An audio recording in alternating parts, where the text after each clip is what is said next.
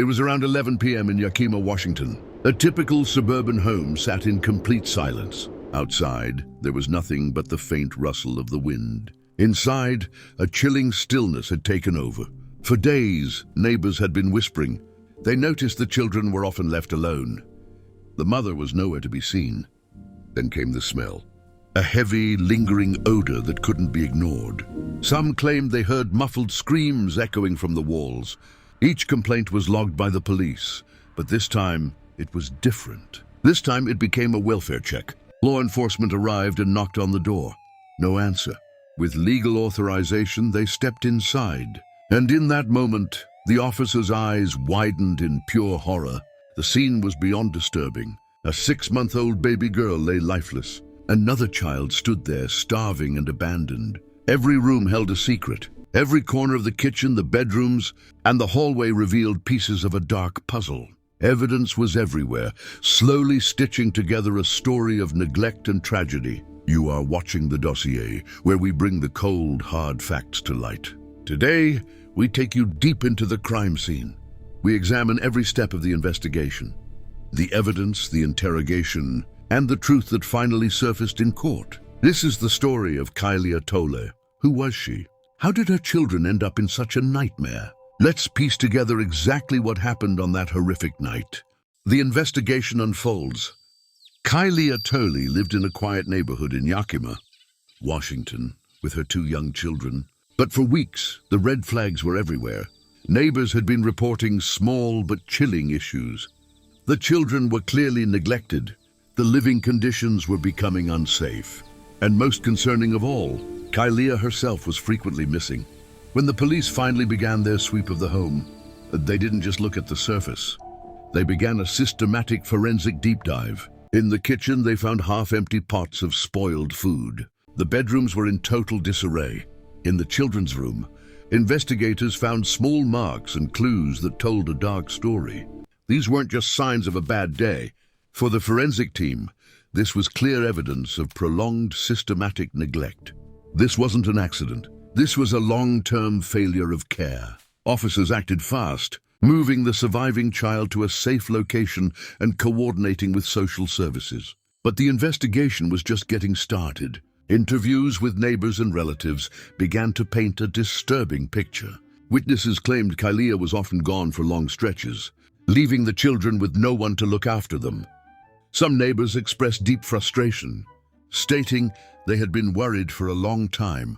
But no immediate action was taken until it was too late. The forensic team documented every inch of that house. Every shadow was photographed. Every piece of evidence was logged. The analysis soon confirmed the worst.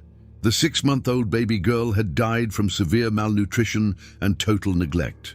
The surviving child wasn't just hungry. They were physically and mentally traumatized. As the investigation deepened, it became clear that Kyleah's choices hadn't just been reckless. They were life-threatening. Every witness statement and every forensic report was now being gathered to build a solid, factual case for the courtroom. The world was about to find out exactly what happened behind those closed doors. The noose tightens. The investigation was now moving from the crime scene to the legal files. Forensic experts didn't just take photos.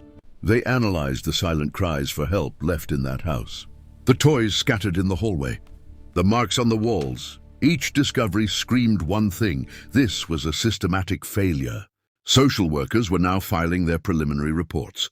The physical and emotional trauma found in the surviving child was severe. It wasn't just neglect. It was a complete breakdown of human care. Every hour, the mountain of evidence grew. Detectives were no longer just asking questions. They were building a bulletproof case for the prosecution. All the photographs, the witness statements, and the autopsy results were now being locked into a permanent record. There was no turning back. Based on this overwhelming proof, the police officially moved for an arrest warrant. The paperwork was signed. The legal gears began to turn. The first major step toward justice was complete.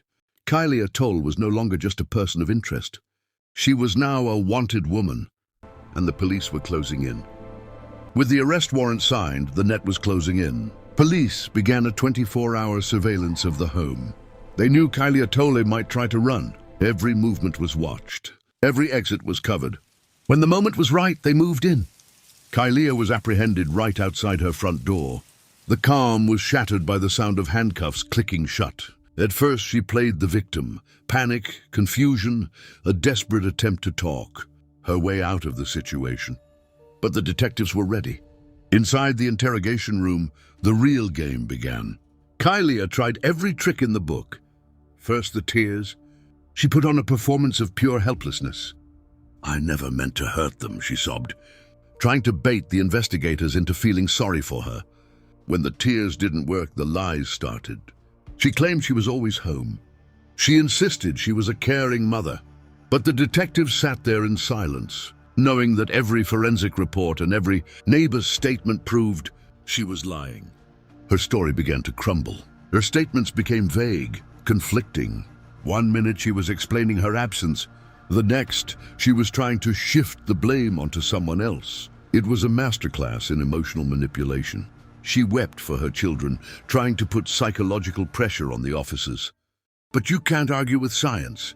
The police cross-checked every single word she said against the cold, hard physical evidence. Every lie was caught. Every contradiction was exposed.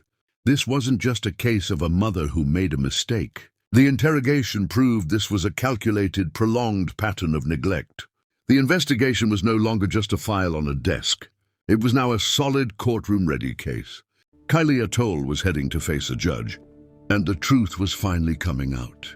Weeks after her arrest, Kyleah Tolle stood before a judge at the Yakima County Department of Corrections. Despite the mountain of evidence, she entered a plea of not guilty, but the prosecutors were ready to pull back the curtain on the truth in a cold, quiet courtroom.